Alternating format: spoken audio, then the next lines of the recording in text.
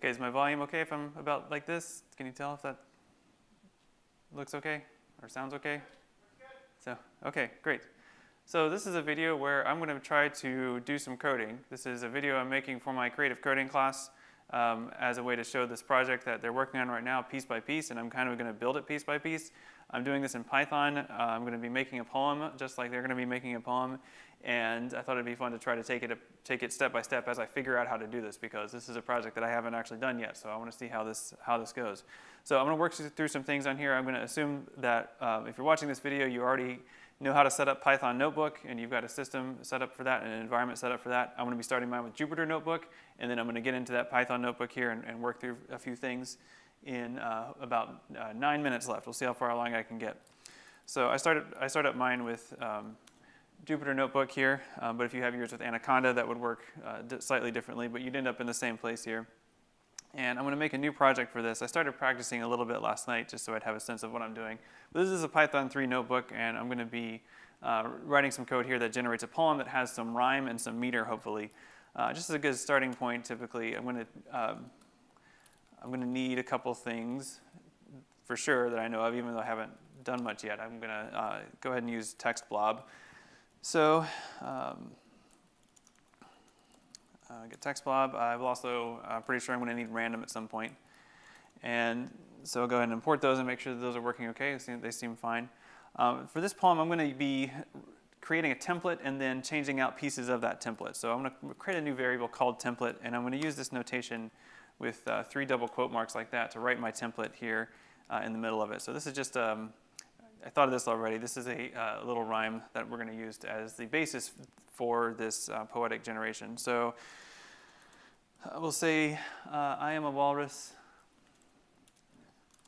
I live near the beaches. When I'm alone, I secretly eat peaches. So we have a basic rhyme pattern here. So I guess it's A, B, C, B. But if you're doing this, if you're following along, go ahead and make a different rhyme scheme, because that actually doesn't matter yet. What we're going to do is substitute out different parts of this kind of piece by piece. So we'll go ahead and make sure that that works. I ran that code, and I can check the output of that code just to make sure it makes sense, and it does. That's what I expected. The slash ends there refer to the line breaks, because this is in preview mode when I do it like that. Okay, so what I'm going to try to do is substitute out pieces of this poem with other animals. We'll start with animals because that's easy here. We have a walrus, and we're going to try to turn that into some other things. So what we're going to do is do a print format statement where I'm going to format that template according to a pattern that I give it. Let's see if I can remember how to do this.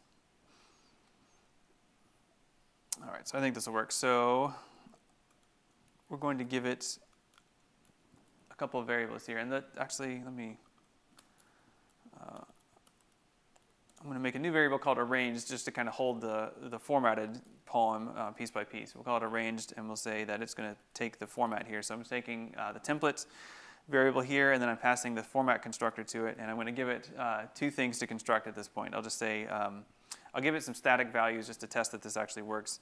I am a walrus. Let's say I am a, what's another 2-syllable animal? Panda. And we'll go with another, let's see, some kind of 2-syllable food. Maybe that would be easy to do.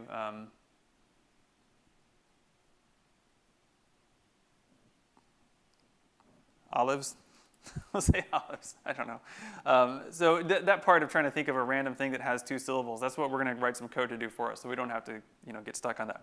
Okay, so now that I've got these as static variables, I'm going to place them into my templates using a couple placeholders. So this is the first one, and you remember in code you usually start counting with 0, so this is the first one. It's item number 0 or thing number 0, and then this one is thing number 1.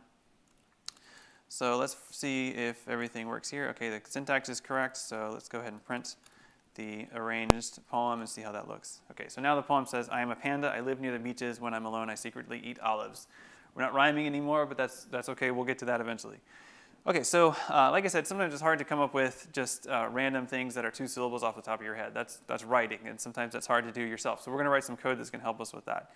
You might remember, you might know of the corpora repository on GitHub, which is created by Darius Kazemi and then contributed to by lots and lots of people. It has a lot of lists, basically. So if you want to come up with an animal, there's a list of animals here. And there's actually, this is a list of animals, and there's lots of different kinds here. So if you're interested just in cats, here's a list of about 100 cats. If you're interested in dinosaurs, here's a long list of dinosaurs. So yeah, a lot of these things can come in handy in creative coding when you're generating random things here. The common one is probably going to be useful for us here. So this is a list of common animals, just kind of the standard name, not getting into species or genus or anything. So we have chipmunk, cougar, coyote, crocodile, things like that. So to use this, this is JSON formatted, so you can import this. You could copy and paste this as a JSON file and then somehow read it into your Python code and then work through it that way. And that's something that a lot of people do. But as you see here, this is pretty long, and that can be kind of tedious. Maybe actually after you've worked with it for a while, you decide you want to switch to dog names instead of common animals. Or maybe you just you're not sure what you want to do yet. So there's a really convenient library or tool for Python called PyCorpora, which will automatically work with the corpora database inside of your Python script. It was created by Allison Parrish. Installing it took a little bit of trial and error for me, and I found that, I'm trying to point to this is the one that worked for me. So the one that says you're using pip install PyCorpora, and then you have to use all of these options, and they all are important because what happens here let's see if I can do this, this part is that's going to download the corpora database. The corpora database is updated separately, and so the PyCorpora interface for that database doesn't contain the corpora database. It just contains the interface, so you have to download a new copy of the database whenever you install PyCorpora. And this is the version that eventually worked for me.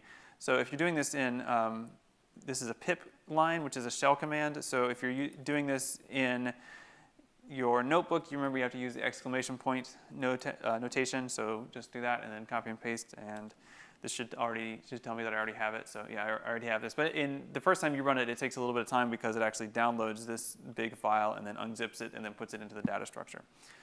Okay, so I don't need this cell anymore, so I'm just going to delete it. Okay, so now let me see if I can remember how to work with PyCorpora. So let's just try import PyCorpora. Let's see. Okay, that seems to have worked okay. Now let's see what the usage suggests we do. Okay, so let's try this. This is the example from Allison Parrish's page. It says we want to deal with crayons. I feel like this example didn't work when I tried it last night, so let me try it again and see what happens. I got animals working, so let's see what happens here. Okay, this is Python 2, so I have to adjust the syntax for Python 3, which is what I'm using. And okay, so that works. What's happening here is it's working through the data structure, and some of the lists in PyCorpora are structured differently than others. In this one, this pulls the first item from the colors, the first item named color out of the colors list. It's a little bit different. We're interested in animals, though, so let's go ahead and figure out how to grab some animals from this. So PyCorpora, we have to kind of look at the data structure here in GitHub to get a sense of what we're looking at here. So what we're starting with is animals, and so we'll start from there. So it's PyCorpora.animals. We can kind of check that output to see if it makes sense. Okay, so it's a corpus loader object, so that's what it needs to be. We're interested in common. Let's try that. Okay, there we go. So there's all of the PyCorpora common animals. This is a list, but it's actually a dictionary because it's a dictionary with one entry called animals. So really just to get a basic list of starting with aardvark and going on down, we need to call just the value that's associated with the name animals, which is the whole list, but it'll treat it just as a list. Okay, so there we go. So now we don't have the animals direct dictionary entry. Now it's just aardvark and so on, going all the way down in alphabetical order. So to pick a random one of those, we can use our friend, the random choice, which we've been using for a while. This is now a list, so it works just like any other list that we worked with in earlier examples. So it's random.choice, and then pass that into the choice constructor like that. Let's see how that looks. Okay, so we got squirrel, great. Or frog, or elk, or, oops, my time's up.